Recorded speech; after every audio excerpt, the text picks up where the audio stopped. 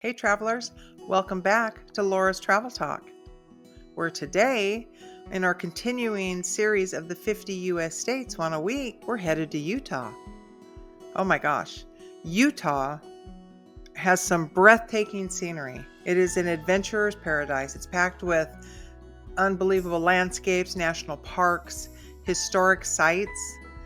It's got a couple unique flavors that we'll talk about in the food section, and a pro sports team to boot. So let's take a look at this.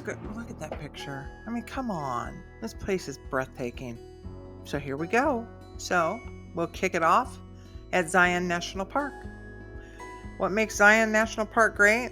Well, it's one of the most iconic national parks in the U.S., and it features these towering red rock cliffs. I mean, look at this guy over on the ledge. It's got the Virgin River down below and incredible hiking trails. And it's home to the famous Angel's Landing and the Narrows. Look at that. You hike in through there, you see the walls closing down on you. So tips for visiting is you needed a permit in advance to go to Angel's Landing. And I would visit in spring or fall to avoid the extreme heat. You don't want this guy coming down on you. And use the shuttle system to reduce traffic congestion. Have fun. Next up, we have Arches National Park. What makes Arches National Park so awesome? Well, it's got over 2,000 natural stone arches, including the famous Delicate Arch that you see there. And it's got unparalleled stargazing due to low light pollution, like city light pollution. And you can go to sunrise and sunset to provide the best lighting for photos. And I would avoid summer afternoons because temperatures can exceed 100 degrees, but look at the stunning pictures. People will jockey for position to get all set up for when the sun sets or when the sun rises. So get out there, bring plenty of water, wear sturdy hiking boots, and dress in layers, because as hot as it gets, then the sun drops and it's cold at night. Have fun. Next up on our list is Bryce Canyon National Park. What makes Bryce Canyon great? Well, it's home to the world's largest concentration of hoodoos. Hoodoos are those tall, thin spires of rock with the kind of a lid of rock on top. You see it there. And then in the summer and the winter, they have on different looks. It's kind of interesting to see. And the Navajo Loop is a good hike for up-close views of the rock formations. And you should wear layers out there because when that sun drops like that, it gets chilly. But check that out, because I'm telling you, all of these parks, I've been to all these national parks, and they are more breathtaking than you even see in the photos. So get out there and enjoy. Next up on our list, we're going to go to Salt Lake City and the Temple Square. Why is the Temple Square great? Well, it's the cultural and historic heart of Utah, and it's home to the Mormon Temple and beautifully landscaped gardens. You can take free walking tours and see historical exhibits. Tips for visiting? Respect the religious significance of Temple Square. And the best time to go? You got it. Christmas. That place is decorated beautifully, and it's just spectacular to walk down through the square of the Temple Square with all the lights, and it just seems like a fabulous time. And then you can also explore the nearby Utah State Capitol building, and it's got panoramic views if you go up there and tour. So get up there and enjoy. Next up on our list, Park City, Utah. Well, look at that. Park City, Utah is a world-class ski resort, and it's also home to the Sundance Film Festival. It's got a charming downtown with great shopping and dining. But I would give you the tips for visiting is winter is perfect because it's got great skiing, but summer's also great for hiking and mountain biking. But book your ski passes and your festival tickets well in advance if you're going to the festival, because it's not a big place, so that downtown gets super crowded. And if you go in the summer, you can go and enjoy the Alpine Coaster. Yeah, go down the luge that was built for the Olympics, but now it's an Alpine Coaster. Or you can go on a zip line. This looks fabulous. So I say get out there. Have fun. Next stop, Canyonlands National Park in Moab. Why is this great? Well, look at the pictures. It's a mecca for outdoor lovers with incredible red rock landscapes, off-roading trails, and river rafting. Canyonlands offers dramatic viewpoints like Mesa Arch. Holy cow, look at that picture. And Island in the Sky. Tips for visiting: you can rent a 4x4 vehicle to explore the rugged trails, or go to the Sunrise Arch and get great photographs. Look at everybody trying to get their positioning. And then visit in spring or fall so it's a little bit more comfortable weather-wise, because it can get hot. Next stop, Monument Valley. What makes Monument Valley great? Well, it's one of the most iconic landscapes in the American West, and it's featured in countless movies. I think we all recognize a certain Mr. Gump portrayal there. And you can also take Navajo guided tours, and that offers a more rich experience because you can go down a scenic drive on your own and enjoy that. But you get to go in deeper, more restricted areas if you hire a Navajo guide, which I think is kind of cool. And then there's also the View Hotel for stunning sunrise views out there. So go out to Monument Valley. It's pretty cool.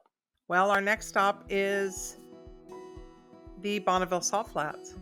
Why are the Bonneville Salt Flats great? Well, it's a surreal landscape of salt crusted ground stretching for miles. I covered this in my unique, fun, and different places to visit because it's kind of incredible. They have set numerous land speed records out there because it just goes for miles of straight salted ground that, just looks like that. It's just a crust. The tips for visiting are it's best after a rain because it gives you a mirror-like appearance. I mean, you can't hardly tell that that's very shallow water, but you're seeing that mirror. It looks almost like you're looking out at a lake. Be cautious of soft spots if you're driving on the flats. And then this little picture was kind of interesting. The guy got out there on the boat because in 2023 there were heavy rains and there's nowhere for the water to drain off. So it takes a long time for that to soak in and then the salt to build up again. But I will tell you, bring sunglasses because the reflection off of that white is way worse than even when you're out snow skiing.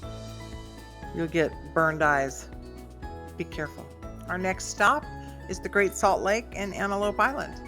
The Great Salt Lake is the largest saltwater lake in the Western Hemisphere, and it's pink on the north end because its lack of fresh water and underwater organisms can live in high salinity where a lot of other life would not be able to live. That's on the north end of it.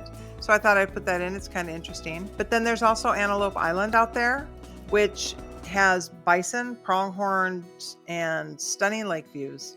Pretty interesting. Now, if you are a resident of Utah, Arizona, Nevada, Southern California, you're pretty well aware of Lake Powell. Lake Powell is a stunning place to go spring, summer, fall, and a lot of people go out there and go skiing, houseboating, hiking. I mean, come on, really? I also covered those red rocks in my unusual and unique places because they're like nothing else. And you can go out on kayak trips like that. We've done houseboat trips a few times. You rent a houseboat for a week, you grab a couple of jet skis or a boat, you load up the houseboat with food and everybody gets on and you just go into a cove and there you live for a week of fun and relaxation. It's like no other. It's phenomenal. Lake Powell is gorgeous. Have fun. Let's switch gears and look over at the only major league sports team they have in Utah, and that is the Utah Jazz in the NBA. They were established in 1974, and they have been to the NBA Finals 2 times, 1997 and 1998. They have been the NBA champions? Never. But let's take a look at a couple of special foods that you want to try while you're in Utah. First of all, there's Utah scones. I mean, look at those. What doesn't look delicious about those? They're not like traditional scones because they're deep fried and then they're served with honey butter usually, but you got a couple of variations there. Look pretty good to me. And then you've got dirty soda. Dirty soda is a mix of usually Coke or Dr. Pepper, but they're starting to use other flavors now. And it's got coconut and lime and other flavors. So you can drive through Sonic and get yourself a dirty soda. You can buy it at all the convenience stores. I don't know. It looks pretty good to me because it's got a little bit of sweet cream in it, and then they pour the coconut lime flavor. Try it. And then they have fry sauce. They love their fry sauce. It's a Utah classic, and it's a mix of ketchup and mayonnaise, perfect for dipping fries. And they've got this Arctic Circle. When I was a little girl, my aunt worked at the Arctic Circle in Washington, and she told me that she used to have to make this up by the vats. Now it's bottled and you can buy it on Amazon. So, have fun. And then lastly, this Bear Lake Raspberry Shake. Holy cow. This is a must try if you're near Bear Lake because it's made with locally grown raspberries. And oh, Lord have mercy on some fresh raspberries. I love them. Well, that's going to wrap it up for Utah. And I hope that you found something interesting in there because Utah is an interesting state because it has breathtaking landscape. It's gorgeous. It's got Park City, so you can go to these beautiful snow resorts and you can go hiking in all the national parks, Zion, Arches, Bryce Canyon. Holy cow. And it's got great food and monuments and the Bonneville Salt Flats. It's an interesting state. So I hope you enjoyed it. Thanks for watching. And I appreciate you joining and subscribing to our travel channel, and give me a thumbs up or put some comments in if you want me to take a look at another state. But next week we'll have another one that'll come up. But until then, make sure you bring lots of water when you go to Utah.